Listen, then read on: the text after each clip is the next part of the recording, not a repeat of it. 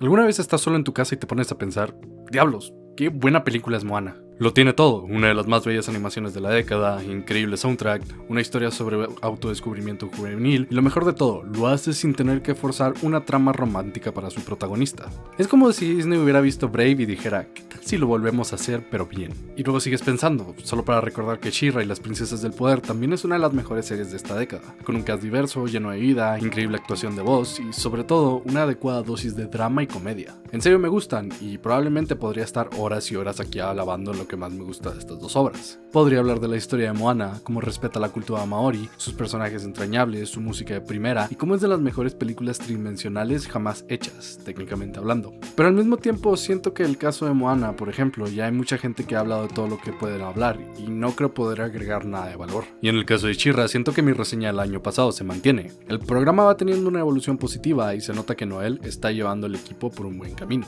Así que en mis momentos de querer complacer el algoritmo y divertirme al mismo tiempo, empecé a pensar que Moana y She-Ra tienen muchas cosas en común, más de lo que uno podría creer en un principio, sobre todo en la forma en la que le hablamos a nuestros niños y las historias que les contamos. Verán, el arte afecta el cómo vemos el mundo y el cómo reaccionamos a él. Con esto no quiero decir que por jugar Doom o Grand Theft Auto los niños se volverán tiradores escolares asesinos sin alma, claro que no, pero sí pueden cambiar cómo estos mismos niños se comportan y ven la realidad. Quiero que pienses en un italiano, alguien cualquiera que venga de Italia, no importa quién.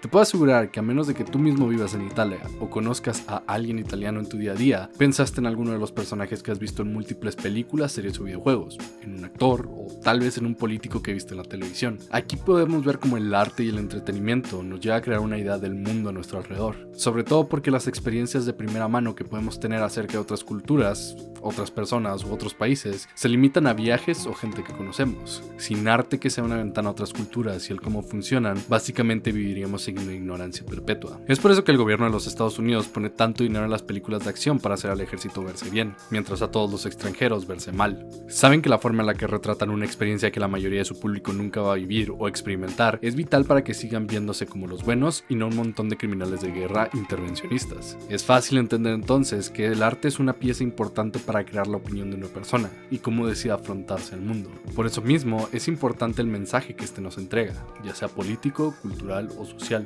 en especial cuando hablamos del arte que va dirigido a los niños. Es fácil creer que porque algo tiene como público objetivo a los niños, está bien que sea de mala o baja calidad. Después de todo, ¿qué importa? Son niños y aún no saben apreciar el arte de la misma manera que nosotros. Este es un pensamiento completamente erróneo. El entretenimiento para niños debería ser de la más alta calidad posible. Uno, porque los niños no son idiotas y merecen que su entretenimiento les trate con respeto. Y dos, porque están en el momento más formativo de su vida. Los niños son aún más susceptibles al arte que consumen. Sus mentes aún no se desarrollan y es difícil que tengan un pensamiento crítico sobre los mensajes que reciben, tomándolos a valor de cara más rápido. Por eso debemos tener cuidado con lo que le decimos a los niños y cómo lo hacemos. Algo que parecerá obvio para nosotros o que debería verse en una luz negativa, podría pasar volando por la cabeza de los niños si no se cuida cómo se entrega el mensaje. Lo cual puede causar muchos problemas en las historias que escribimos. Después de todo, el arte para niños no es creado por niños, sino por adultos que tenemos nuestras propias ideas de lo que ellos quieren escuchar, lo que nos gustaría poder decirle a nuestros hijos, lo que nos hubiera gustado nos hubieran dicho a nosotros, o en el caso de los corporativos, lo que creen que atraerá a más niños para comprar más juguetes. Esto termina creando un conflicto en las historias que contamos y cómo lo hacemos. Verán, en el pasado, Disney y otras caricaturas ochenteras como He-Man y She-Ra tenían temas en común que eran muy fáciles de identificar. El cómo era el trabajo de las generaciones futuras y de los nuevos héroes el arreglar el desastre que los antiguos les dejaron, poniendo el peso del mundo sobre sus hombros, dándoles a entender que es un honor el siquiera ser considerado como un héroe elegido, y que debes hacerlo porque es tu destino.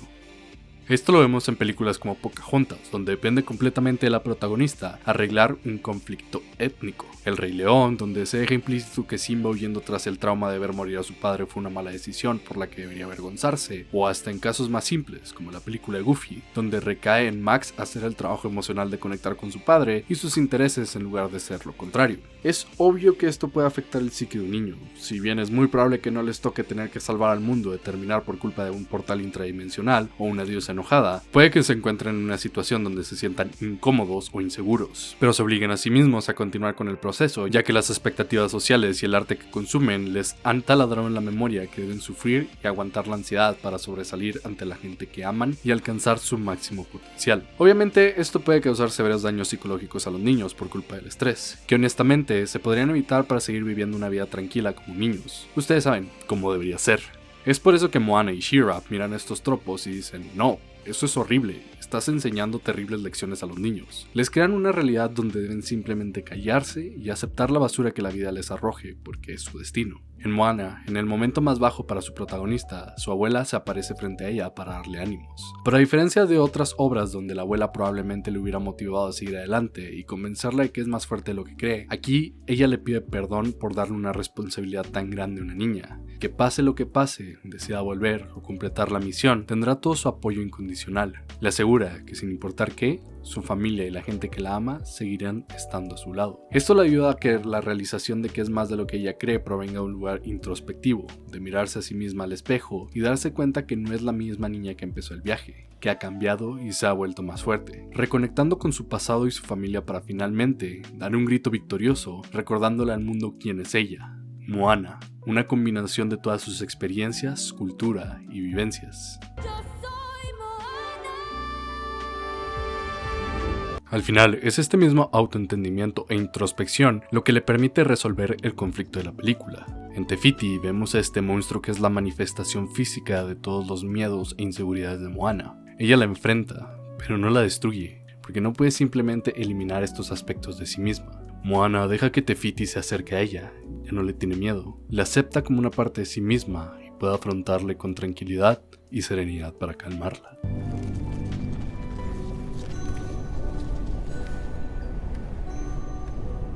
Sé quién eres en realidad.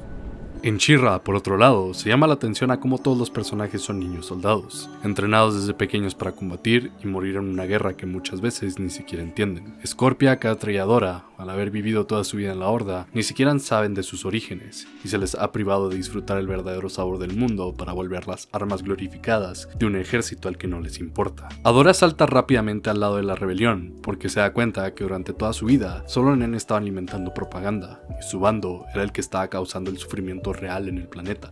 Acepta el rol de She-Ra rápidamente porque se siente responsable por las acciones de la Horda y la seguridad de Etheria. Este sentimiento de responsabilidad proviene de cómo fue criada cuando niña. Shadow Weaver sabía que a Adora le importaba a Catra y que era una forma de mantenerla bajo control, convenciéndola de que todos los errores que Catra cometiera eran culpa de Adora por no detenerla y cuidarla, creándole un sentimiento de hermana mayor a Adora que la hace sentir que debe tener todo bajo su control directo para que salga bien, o de lo contrario todo saldrá mal y será 100% su culpa. Algo que combinado con ser la elegida para salvar el mundo, hace que Adora se vuelva una bola de estrés y ansiedad que colapsará bajo su propio peso. Por otro lado, Catra también fue afectada por esta relación, donde constantemente se siente incompetente y que necesita la atención de Adora o de su madre sustituta, Shadow Weaver, creándole un complejo de inferioridad donde siempre tiene que mostrarle a los demás que es capaz de tomar las riendas de la situación. Pero al mismo tiempo, como Adora tomaba responsabilidad de todas sus metidas de pata cuando eran niñas, Catra vive en un mundo donde siempre intenta culpar a los demás de sus fallos, y es incapaz de tomar responsabilidad de sus propias acciones cuando algo sale mal. Catra termina igualando el poder con la felicidad,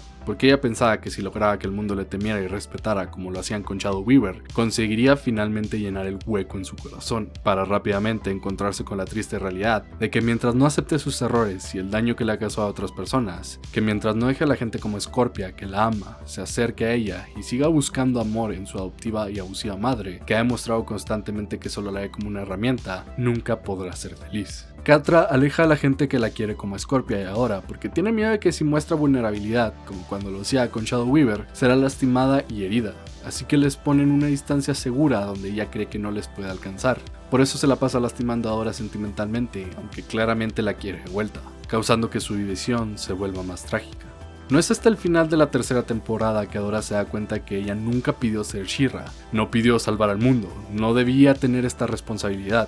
Es solo una niña asustada que quiere tener una vida tranquila, y el destino de She-Ra es uno horrible que no le desearía a nadie. Esta realización viene tomada de la mano en que no es responsable de las acciones de Catra, y que es hora de obligarla a tomar responsabilidad por sus actos y detenerla de causar el fin del mundo o de que haga que Hordax se apodere del planeta. lo cual causa a Catra caer en una espiral autodestructivo donde traiciona a Entrapta y hace que Scorpia termine dejándola para salvar a sus otras amigas. Catra pierde el control de su vida, porque finalmente tiene todo el poder que ella siempre quiso, y le hace darse cuenta que no le sirve de nada si no tiene a Scorpia o a Adora apoyándola emocionalmente. Adora por su parte toma la responsabilidad de She-Ra una vez más, aceptándolo como su maldición, pero con el objetivo de evitar más sufrimiento, que nadie más tenga que pasar por el dolor que ella ha encontrado, que la historia de Mara y su historia no tengan que repetirse.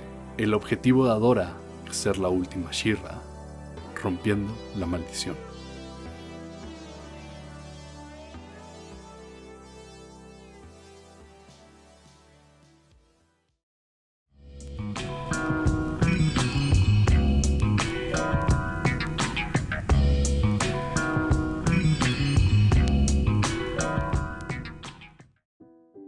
Otro de los temas que She-Ra y Moana tienen en común es el cómo nos relacionamos con nuestros padres y las figuras de autoridad. En el caso de Moana, sus padres han decidido su futuro por ella, creen saber lo que es mejor para su destino y constantemente destruyen todo intento de encontrar soluciones alternativas a los problemas que afronta en su vida. Esto la fuerza a tomar la arriesgada decisión de salir de la isla sola, sintiéndose abandonada y malentendida por sus padres, cambiando completamente quién es en el proceso. Cuando su aventura acaba, vuelve a su hogar, conectando esos dos aspectos de ella misma que antes estaban en conflicto. Su amor por el mar y su amor por su pueblo, simbolizando la caracola que deja en la cima de la montaña tras zarpar a un nuevo mundo con su familia. Continuando la tradición, pero no perdiendo lo que la hace diferente. En She-Ra, por otro lado, tenemos el caso de cómo Adora se da cuenta de que Shadow Weaver la ha manipulado toda su vida, alimentándola con propaganda para hacerla odiar a un enemigo que no existe, y justificándole los actos atroces que podría cometer en el futuro, algo como el círculo de violencia del que ya hemos hablado en el pasado. Cuando decide empezar a tomar las riendas de su propia vida y destino, cuando acepta la carga de ser She-Ra, deja, por error, que Light Hope la alimente de propaganda de ser la elegida, y que tenía que continuar con el fallo de Mara, porque es su destino como una primera, como la She-Ra. Porque admitámoslo, a veces cuando salimos de una situación mentalmente abusiva es muy fácil encontrar otra para intentar llenar el hueco que toda esta propaganda ha dejado. Así que en el caso de Light Hope, Adora hace lo que debió haber hecho con Shadow Weaver desde un principio, desafiarle, darle a entender que no sería una esclava más del destino que alguien más eligió para ella, destruyendo la espada de She-Ra, el símbolo de su destino y su maldición, con el objetivo de salvar a toda la gente que ama, causándole estar más decidida que nunca en su vida para terminar el desastre que sus ancestros injustamente le dejaron y asegurarse de que las próximas generaciones puedan vivir en paz y armonía. She-Ra is gone. The sword is broken. So what are we gonna do? We're going to get Glimmer back. And we're going to save the universe. Algo importante que muy poca gente señala en ambas historias es que los padres le admiten a sus hijos que se equivocan. Ángela, la abuela de Moana, y sus padres, todos llegan a un punto en que se dan cuenta que subestimaron a sus hijos, o que por no escucharlos causaron más problemas de los que hubieran podido si simplemente hubieran seguido sus ideas. Muchas veces los padres tienden a dar la excusa de su comportamiento contra sus hijos en que soy tu padre y por eso estoy en lo correcto. Incluso cuando claramente se han equivocado, prefieren doblegar sus esfuerzos de probar que los niños están mal, porque temen que de otra forma mostrarán debilidad y harán que sus hijos no les respeten. La verdad es que es lo contrario. Darle a entender a los niños que tú también te puedes equivocar y disculparte por hacerlo te va a hacer ver más humano ante ellos. Les hará entender que está bien estar equivocado siempre que lo admitamos y cambiemos nuestros caminos. Y sobre todo, hace que los niños se sientan seguros de contarnos sus problemas y confiar en nosotros para ayudarles. De lo contrario, lo único que haces es criarlos con miedo a decirte cualquier cosa, encerrarlos en una burbuja donde no pueden confiar ni en sus padres para sacarlos de problemas, y peor aún, una donde no cuestionan ninguna clase de figura de autoridad, por más incorrecta que ésta esté. You have never been anything more than a nuisance to me. I've kept you around this long because Adora was fond of you, but if you ever do anything to jeopardize her future, I will dispose of you myself. Do you understand? Algo que también he notado en She-Ra es cómo ayuda a identificar la diferencia entre un padre estricto y uno abusivo. Verán, muchas veces en el cine y las series animadas se ignora el comportamiento abusivo de los padres, haciéndolos pasar por una clase de ellos sí se preocupan por ti, solo no saben cómo demostrarlo, o cuando lo demuestran no lo hacen bien. Eso es tan común que incluso entretenimiento dirigido a personas mayores suele tener aspectos de esto aquí y allá. El ejemplo más claro de esto es Thanos en las películas de Marvel. Este hombre es un padre abusivo de catálogo, Pero aún así, el enfoque de la película nos quiere hacer creer que es esta figura trágica que ha hecho todo el daño psicológico y físico a sus hijas por querer ser un buen padre y no saber cómo hacerlo. Incluso le vemos llorando mientras arroja a Gamora por el precipicio. La muerte de su hija es vista como una tragedia para Thanos, quien tiene que elegir entre su sueño y sacrificar lo que más ama. El lugar de Gamora como hija usada psicológicamente por su padre adoptivo termina siendo puesto en segundo plano, poniendo todo bajo los lentes de que esto es un momento puramente de avance de personaje para Thanos, volviendo a Gamora un objeto sin agencia. She-Ra nos pone dos ejemplos para subvertir este tropo: Angela y Shadow Weaver. Angela es aprensiva y se preocupa mucho por su hija, pero a un punto en el que es saludable y natural para una madre hacerlo. Discute constantemente consigo misma entre la necesidad de darle libertad y responsabilidades a su hija al mismo tiempo que le protege de los peligros del mundo. Sí, por supuesto que discuten y pelean, sobre todo porque sus ideas les chocan constantemente. Ambas quieren lo mejor para su reino, al mismo tiempo que Angela no quiere que Glimmer se lastime, haciendo algo estúpido que ella cree es fácil. Que por cierto, si alguno tiene hijos o hermanos muy menores, conocerá este sentimiento por completo. Habrá regaños y otras cosas, y Glimmer podrá creer que su madre solo quiere controlar cada aspecto de su vida, pero honestamente, a su edad, ¿quién no piensa eso? Se siente natural, y que su conflicto no cambia su relación de amor puro de madre e hija, lo cual termina siendo aún más trágico el final de la tercera temporada, donde Angela decide sacrificarse para asegurar el futuro de su hija y su reino. Un verdadero sacrificio heroico trágico en el que ella sabe que la vida de su hija será más difícil sin su presencia y seguramente tiene miedo de dejarla sola, pero debe hacerlo, sabiendo que Glimmer estará bien con sus amigos. Shadow Weaver, por otro lado, es la representación textual de un padre abusivo. Utiliza a sus hijas adoptivas como un medio de obtener lo que quiere. Las manipula y les miente para mantenerlas aterrorizadas y a su merced. Juega al favoritismo con sus hijas para hacerlas más inseguras de sí misma y propensas a competir y a querer superarse, causándole un complejo de inferioridad a Catra y una necesidad patológica de controladora. Nunca abusó físicamente de ellas directamente, pero usó tácticas de gaslighting y manipulación emocional para hacer sufrir a las niñas y finalmente, como buena abusadora, hacerlas sentir que es la única persona en el mundo en la que pueden confiar. Lo cual termina volviéndose en su contra, con Catra traicionándola y ahora no confiando en ella, incluso cuando está dispuesta a ayudar en la rebelión. Esta clara diferencia entre un padre estricto o aprensivo y uno abusivo hace más fácil que los niños identifiquen patrones en sus propios padres, para que se cuestionen sus comportamientos y que, ojalá, puedan entender que lo que les pasa con sus padres no es normal y deberían buscar ayuda. Porque tristemente pensamos que el abuso paternal se ve como golpes o insultos, pero muchas veces se ve más como comentarios hirientes o expectativas altas que al no ser cumplidas se convierten en castigos y menosprecios, algo que mucha gente sufre y no se da cuenta que es abuso que les daña psicológicamente. Es importante que los niños se den cuenta que el abuso puede tomar muchas formas.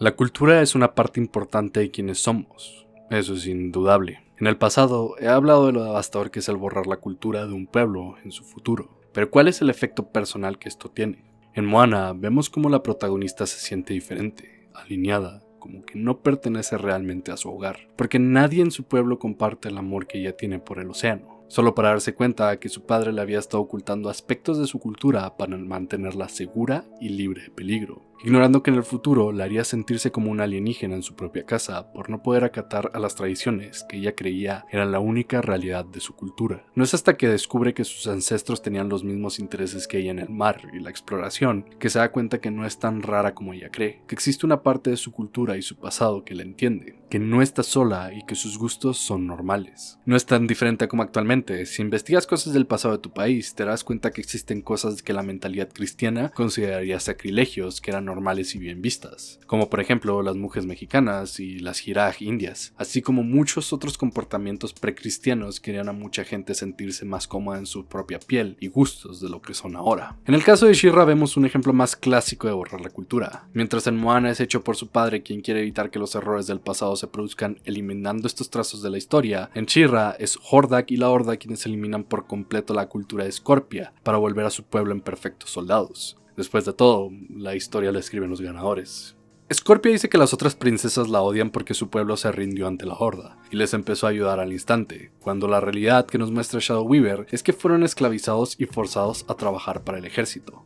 Probablemente, la escena más triste de She-Ra es cuando Scorpia está dándole un paseo a Emily por las ruinas de su reino y le dice cómo su abuelo, el rey, la dio como premio a los Hordianos tras aliarse con ellos, lo cual, considerando el resto de la propaganda de la Horda, probablemente es una mentira, y simplemente fue secuestrada por ser una princesa. Luego, le muestra a Emily hermosos murales narrando la historia de su pasado, murales de los que ella no conoce la historia y simplemente la inventa por lo que puede ver en los dibujos. Su pasado, tan cerca de ella, pero tan lejos al mismo tiempo. La aislaron, la hicieron sentirse como un fenómeno que nunca sería aceptada con las otras princesas, para asegurarse que siempre estuviera de su lado. Alguien valiente, leal y grandiosa para dar abrazos, es reducida a un simple soldado sin pasado, uno más en un ejército de niños soldados de la Horda, y esa es la verdadera tragedia de su personaje. Es importante que esta sea la tragedia de Scorpia, porque nos da a entender que nadie es inmune a la propaganda, que la realidad que vemos puede ser una mentira bien fabricada. Y mientras siempre nos vamos a creer los héroes de la historia, la realidad es más complicada que un simple blanco y negro. Nos recuerda que a veces la gente buena puede hacer cosas malas sin darse cuenta por la realidad en la que viven. Ya para finalizar con esto, me gustaría hablar de cómo ambas series tratan con la diversidad en su trama. Y antes de que 2 o 3 genios comenten que un cast diverso no hace bueno un show, yo estoy consciente de eso, pero resulta que tanto She-Ra como Moana tienen un cast diverso y son buenos, así que puedo hablar de eso sin problemas. En el caso de Moana, me encanta su diversidad corporal. El cuerpo de Moana, por ejemplo, se ve como el de una niña de 16 años, sin las extrañas sexualizaciones que Disney hacía en el pasado con las mujeres de color. Puntos extra a que Te-Fiti se parece a ella, y es obviamente una diosa maori. Muchas veces ignoramos por completo la diversidad corporal masculina, y si bien es cierto que hay más hombres gordos en la ficción que mujeres gordas, la verdad es que los hombres más robustos terminan siendo siempre la broma del cast, o en otros casos son representados como bastardos villanescos que no merecen redención, lo cual no es una representación muy positiva que digamos de los Chunky Boys. El cuerpo de Maui no es normativo, representa fuerza y poder, pero no se guía por los estereotipos corporales de físico-culturistas como los superhéroes o las películas de acción, que literalmente tienen un solo tipo de cuerpo para los hombres, musculosos delgados, pero en ningún momento su cuerpo es punto de burla o de que algo esté mal con él, se le sigue viendo con confianza y poder, que no debe cambiar para ser mejor. Si Moana hubiera salido en los 90s, Maui probablemente hubiera sido delgado y musculoso en el pasado, y cuando Moana lo encontrara hubiera estado gordo y patético, probablemente teniendo que ponerlo en forma para salvar al mundo. Pero aquí, su cuerpo no normativo es parte de él, y no afecta su valor como persona. Compáralo con Avengers, por ejemplo, donde Thor está gordo después de caer en depresión por pelear con Thanos. Ignoremos que el cuerpo de este Thor sigue siendo el de alguien que hace mucho ejercicio y concentrémonos en cómo parte de mejorarlo como personaje, según lo que su madre y otros personajes nos dicen, sería volver a ser delgado. Lo único en lo que mejora Maui es en recuperar su confianza como héroe gracias a reutilizar su gancho. No debe adelgazar y su cuerpo se mantiene igual de hermoso. Demuestra que uno, ya sea hombre o mujer, se puede ver diferente corporalmente y no por eso deja de ser hermoso y capaz de actos heroicos. Del lado de She-Ra, si bien tenemos una diversidad corporal como lo hablé en mi análisis original, también existe una diversidad sexual. Tenemos las parejas gay canónicas de Spinnerella y Netosa, los padres de Wow y las madres de Scorpia, Catra, She-Ra y Huntara, que no tienen miedo en ningún momento de admitir que son lesbianas y que les gustan las mujeres grandes, Double Trouble, que es no binario y es un aspecto pasajero de su personaje, entre muchos otros buenos ejemplos de la serie. Programas como She-Ra ayudan a los niños a entender que esto es normal, que la gente LGBT existe y que es parte del día a día, que somos como cualquier otra persona que sufre, que llora, que ríe y que disfruta de la vida, no un cuadro sin importancia en la clase de sexualidad de 4º grado, no un error que puede ser corregido, no una desgracia o una tragedia. Una persona que vive y ríe como tú. Una caricatura que tiene personajes gay no va a volver a tu infante un homosexual. Pero si este niño o niña es gay, probablemente le ayuda a no sentirse como un fenómeno y que algo está mal con él o ella. Que existe gente allá afuera que pasa por lo mismo que ellos y que no hay nada malo de amarte como eres y de respetar a los demás por ser diferentes a ti y expresar su sexualidad de otra manera que no daña a nadie. Y antes de que digan, estas cosas no la deberían de ver los niños ni deberían ser normalizadas porque son menos del 1% de la población y está mal hacer creer a los niños que esto es normal, te recuerdo que existe casi la misma cantidad de gente pelirroja que gente transgénero en el mundo. Y no es a nadie haciendo campañas porque dejen de aparecer pelirrojos en el arte porque es antinatural. Yo por mi parte les puedo asegurar que conocí a más gente trans y no heterosexual que a gente pelirroja real en mi vida. Lo que quiero que se lleven de este video es que el mensaje que enviamos a nuestros niños en el arte que creamos es importante y que claramente esto se puede hacer de una manera entretenida y divertida de ver, como en el caso de estas dos obras. En serio, no puedo esperar a que los niños que están creciendo con esta generación de entretenimiento sean grandes y empiecen a crear su propio arte. Solo el futuro puede saber lo que nos espera en los próximos 20 años. Terminando el mes de Disney de una manera extraña, quería hablar de Moana, pero también de She-Ra, así que dije, este es mi canal y hago lo que me dé la gana. Hile a los dos con sus temas que eran similares. Espero les haya gustado. Nada de esto sería posible sin las princesas Maori que aparecen en pantalla. Muchas gracias por su continuo apoyo. Si quieres ayudar como ellos, puedes ir a patreon.com/talkinvidia o hacer una donación unitaria a la tarjeta saldazo de Oxxo que aparece en pantalla, así como en el link de PayPal que aparece en este momento. Soy su anfitrión, Dani Z, recordándoles que ya tengo el poder. Hasta la próxima.